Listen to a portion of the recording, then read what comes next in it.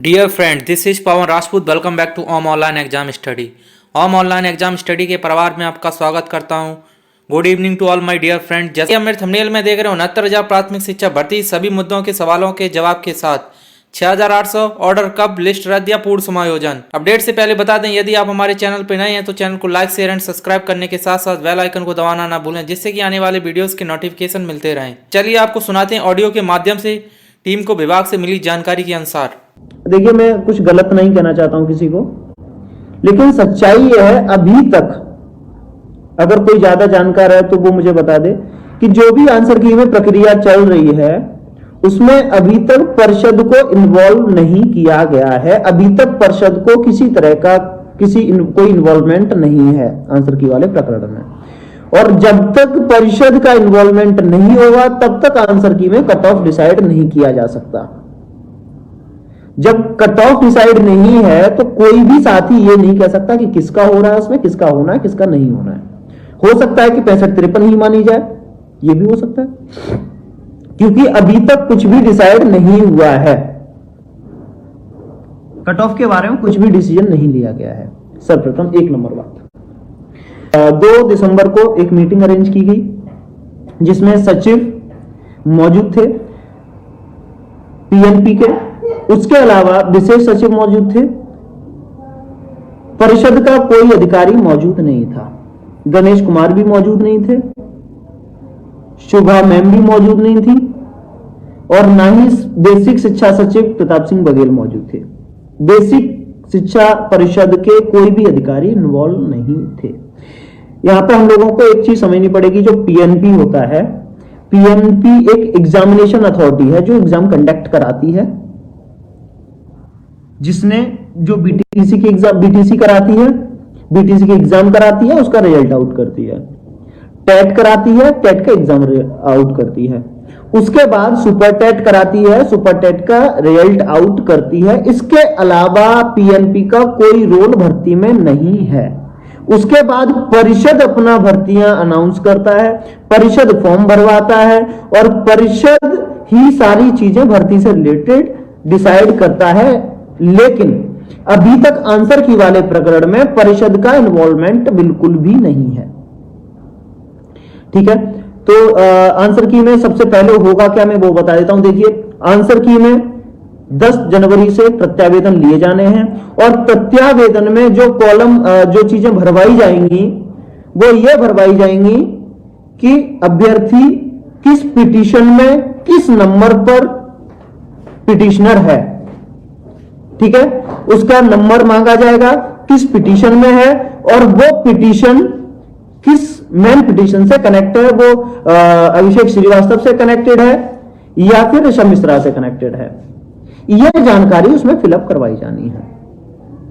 ठीक है, इसके बाद जो ऑर्डर हुआ था हाई कोर्ट का, डिवीजन बेंच का, जिसको अपहोल्ड किया सुप्रीम कोर्ट ने, उसमें यह बोला गया है, अगर आप ऑर्डर पढ़ेंगे तो 25/8/2021 तक जितने भी पिटिशनर्स थे हाई कोर्ट में आंसर की प्रकरण में, चाहे वो डिवीजन बेंच में हो चाहे वो सुप्रीम कोर्ट में, सिंगल बेंच में हो, उन सभी अभ्यर्थियों को अगर वो वाला नंबर नहीं मिला है, ग्राहम बेल वाला कौन सा था वो, अगर वो नंबर नहीं मिला है तो वो एक नंबर अवार्ड किया जाएगा ओनली फॉर द पिटिशनर्स। उसमें कंडीशन डाली गई कि सिर्फ उन्हीं पिटिशनर्स को दिया जाएगा जो 25/8/2021 तक कोर्ट में पहुंच गए थे, जिनका ऑर्डर हुआ है, सिर्फ उन्हीं को दिया जाना है।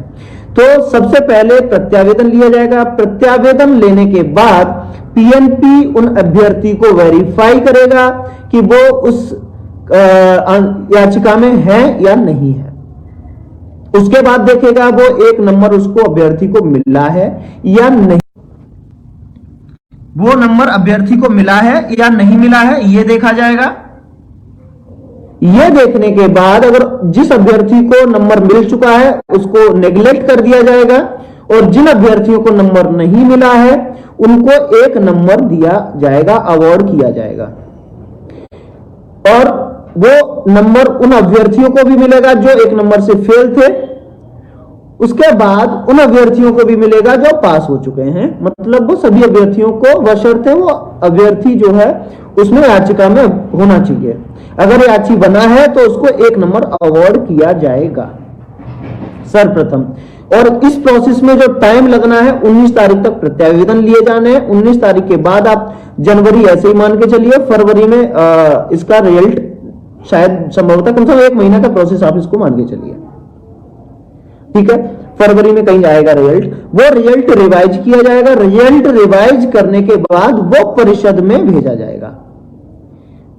परिषद में भेजने के बाद परिषद उन लोगों से आवेदन लेगा जिन लोगों ने अभी जो फेल थे, जिन्होंने 75 डिस्ट्रिक्ट वाला फॉर्म नहीं भरा है, जिला वरीयता फॉर्म नहीं भरा है, उनसे आवेदन लिए जाएंगे। आवेदन लेने के बाद यह भी प्रक्रिया आप 1 से 1.5 महीने की टोटल मान के चलिए, ठीक है। उसके बाद परिषद कट ऑफ पर पहुंचेगा कि कट ऑफ हमें क्या रखनी है। उससे पहले कोई भी अभ्यर्थी, मतलब अभी से 1-1.5 महीना जो उसमें लगना है, टाइम प्रोसेस लगना है, उस 1-1.5 महीने तक कोई भी अभ्यर्थी ये नहीं बोल सकता है कि किसका आंसर की में होना है, किसका आंसर की में नहीं होना है। ये कोई नहीं बोल सकता है। आप इस चीज को समझ के चलिए। दूसरी बात मैं बात करता हूं आंसर की वाले प्रकरण पर। देखिए 6800 में क्या हो चुका है, 6800 का रिजल्ट आ चुका है। रिजल्ट आने के बाद आवेदन फॉर्म भरवा चुके हैं 75 डिस्ट्रिक्ट वाले। उसके बाद आपका एक सिलेक्शन लिस्ट जारी हो चुका है, और इस सिलेक्शन लिस्ट तक या फिर आवेदन भरवाने तक आंसर की वालों को आने में कम से कम 1.5 महीना लगेगा। उनको आपके पैरेलल लाया जा रहा है, समझ रहे हो। उसको 1-1.5 महीना लगेगा इस प्रोसेस में। पीएनपी ने 2 महीने का समय मांगा था। अगर किसी ने देखा हो, वो लेटर जारी हुआ हो, तो जिनके लोगों के पास अवेलेबल था, उसमें 2 महीने का समय मांगा गया रिजल्ट मॉडिफाई करने में। और वो क्यों किया गया मैं आपको बता देता हूं। जो आंसर की का प्रकरण सुप्रीम कोर्ट से डिसाइड होकर आया, सुप्रीम कोर्ट से डिसाइड होने के बाद उसको सरकार ने संज्ञान में नहीं लिया। सरकार ने संज्ञान में क्यों नहीं लिया वो अलग मैटर है। हो सकता है कि वो 6800 का वेट कर रहे हैं, ठीक है। जब संज्ञान में नहीं लिया तो अभ्यर्थियों ने क्या किया कि जाके हाई कोर्ट में, इलाहाबाद में और लखनऊ में कंटेम्प्ट फाइल किए सरकार के खिलाफ। 22 से 25 कंटेम्प्ट फाइल किए गए। उन कंटेम्प्ट पे सरकार के वकीलों को बराबर लगातार बुलाया जा रहा है। उसमें कंटेम्प्ट में सरकार के वकीलों ने यह बोला कि हमें 2 महीने का समय दीजिए, हम 2 महीने में कुछ करते हैं इस पर। इसलिए वो प्रोसेस वहां पर, क्योंकि कुछ ना कुछ दिखाना है, इसलिए उसको चालू किया गया है। लेकिन एक लॉन्ग प्रोसेस है। अभी तक इसमें परिषद बिल्कुल भी इन्वॉल्व नहीं है, ठीक है। अब बात करते हैं इस 1-1.5 महीने में आप सभी लोग समझ रहे हैं कि आपका ऑर्डर संभवतः आ जाएगा। जब तक इनका रिजल्ट आउट होगा एंड ऑल सब कुछ होगा, तब तक आपका रिजल्ट आ जाना चाहिए हाई कोर्ट से। अगर रिजल्ट आ गया और वो हमारे फेवर में आ गया तो फाइनली कट ऑफ 65-53 ही मानी जाएगी। सिंपल सी बात है, ठीक है। तो वो एक लॉन्ग प्रोसेस है। हो सकता है दोनों को एक साथ किया जाए, आंसर की को और 6800 को एक साथ प्रोसीड किया जाए, ये भी हो सकता है। इसलिए कोई भी साथी इस चीज से परेशान ना हो। बहुत लोग मुझे इस बात के लिए फोन कर रहे हैं। एक और मैं बात बता दे रहा हूं, कल से मेरे पास कम से कम 10 अभ्यर्थियों के, ऐसे अभ्यर्थियों के फोन आए जिनका यह कहना था कि भैया हम 6800 की सिलेक्ट लिस्ट में हैं, लेकिन हम लोग अभी आंसर की में याची नहीं बने थे 25/8 से पहले। अब कुछ लोग याचिका डालने की बात कर रहे हैं कि याचिका डाली जाएगी और इसमें याची बनाया जाएगा और इनको भी लाभ दिलाया जाएगा। तो हमें याची बनना है या नहीं बनना है? तो मैं एक बात एकदम क्लियर बता देता हूं, बेफिजूल की बातें हैं, सारी की सारी बेबुनियादी बातें हैं। इसमें किसी भी तरह का कोई भी बेनिफिट अब किसी को नहीं मिलने वाला है, एकदम क्लियर कट। उसके बावजूद किसी को कहीं भी जाना हो, स्वतंत्र रह जाने के लिए कोई किसी को रोक नहीं सकता है। लेकिन मुझसे मेरी राय मांगी गई थी तो मैं वो बता दे रहा हूं सभी साथियों को कि इसमें किसी भी साथी को कहीं पे भी याची और वो सब बनने की आवश्यकता नहीं है। वो इसलिए नहीं है, पहली बात तो अगर आप 6800 में हो, 6800 एकदम क्लियर कट सिलेक्शन होना है, उसको कोई भी नहीं रोक सकता, पहली बात। सिलेक्शन आपको यहां मिल जाएगा। दूसरी बात, आंसर की का मैटर डिवीजन बेंच है और सुप्रीम कोर्ट ने डिवीजन बेंच के ऑर्डर को अपहोल्ड कर दिया है, इसलिए इसको इंटरटेन सुप्रीम कोर्ट बिल्कुल भी नहीं करेगी। हां, अगर वो अभ्यर्थी जाते हैं 65-53 से नीचे जो हैं और अगर 65-53 कट ऑफ मानी जाती है, उन्हें सिलेक्शन नहीं दिया जाता है, तो वो अभ्यर्थी जा सकते हैं, उनका एंटरटेन किया जा सकता है कि हम याची नहीं बन पाए थे क्योंकि फोर्थ काउंसिलिंग उस टाइम पे आया नहीं था, अब आ गया है, अब हमें भी नियुक्ति मिल सकती है, तो वो जा सकते हैं। लेकिन अगर आप 6800 की लिस्ट में हैं,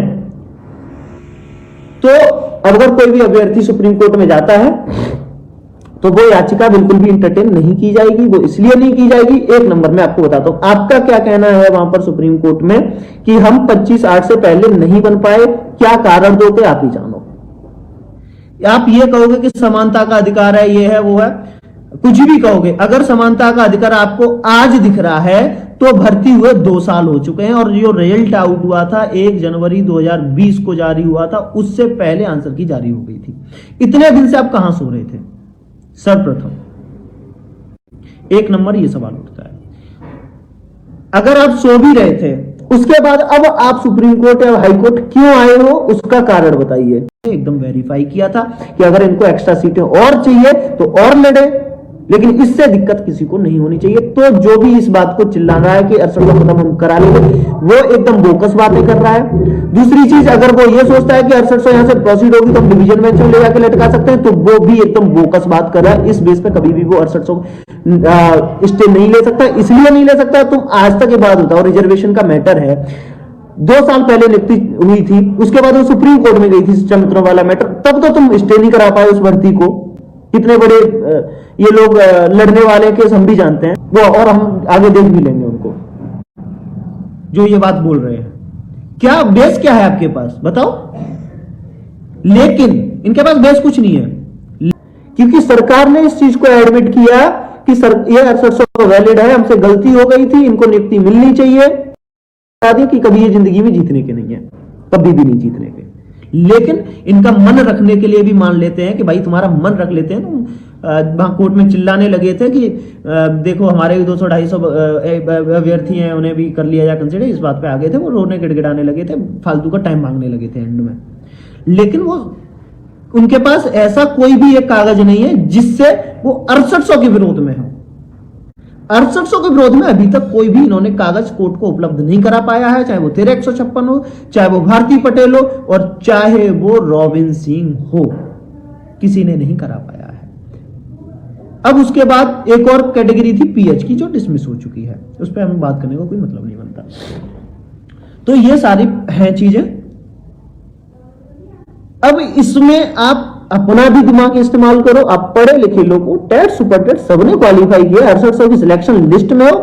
मैं मानता हूं नर्वसनेस सबके अंदर होती है, क्योंकि अभी आपको नौकरी नहीं मिली है, नियुक्ति नहीं मिली है, नर्वसनेस सबके अंदर होती है। लेकिन उस नर्वसनेस के ऊपर उठकर यह सोचिए कि आपके खिलाफ लीगली क्या है, तो आपको जवाब मिलेगा कुछ भी नहीं। 6800 के खिलाफ लीगली ये कभी कुछ भी नहीं कर सकते हैं। इनकी कोशिश हमेशा ये रही है कि हम इसको डिले करते रहें। हाई कोर्ट में यह मैटर नहीं था कि 6800 नहीं होनी चाहिए, यह मैटर नहीं था, क्योंकि सरकार ने इस चीज को एडमिट किया कि ये 6800 वैलिड है, हमसे गलती हो गई थी, इनको नियुक्ति मिलनी चाहिए। और हमारा भी यही कहना था, सरकार ने भी इस बात को एडमिट किया। इनके पास ये कुछ भी नहीं है कि 6800 इस वजह से गलत है, ये किसी के पास नहीं है। बशर्ते सवाल कोर्ट में यह था कि 6800 को इनको नियुक्ति मिलनी चाहिए, लेकिन दी कैसे जाए, पद कैसे बनाए जाए या कहां से लाए जाए, यह सवाल था कोर्ट में। यह सवाल नहीं था कि इनको नियुक्ति ना दी जाए, सवाल यह था इन्हें नियुक्ति कैसे दी जाए, उस पर मंथन हुआ है कोर्ट में। तो इस चीज से सभी लोग समझ सकते हैं कि 6800 ये तो क्या कभी नहीं रोक सकते। बी पॉजिटिव ऑर्डर अभी भी लिखा जा रहा है हमारा, जो संभवतः मैंने वही टेंटेटिव डेट बता रहा हूं, या फिर जनवरी के एंड तक मैक्सिमम आ जाना चाहिए, जो मेटा एनालिसिस है उस हिसाब से आना जाना चाहिए। तो किसी भी साथी को इस चीज को लेकर भ्रम में नहीं जीना है कि आंसर की पहले हो जाएगी, ये भी अपने दिमाग से निकाल देना है। आंसर की हमसे पहले एक केस में हो सकती है बस, और वो केस ये है कि ये जो 6800 है यहां से सिंगल बेंच से निकलने के बाद डिवीजन बेंच में अपहोल्ड हो जाए तो सरकार के पास और कोई ऑप्शन बचेगा नहीं, अदरवाइज कभी नहीं हो सकती है। आंसर की होगी ये भी यथार्थ सत्य है, 6800 होगी ये भी यथार्थ सत्य है, कोई नहीं रोक सकता है, कभी नहीं रोक सकता है। वह शर्त है सभी को थोड़ा धैर्य बना के रखना पड़ेगा।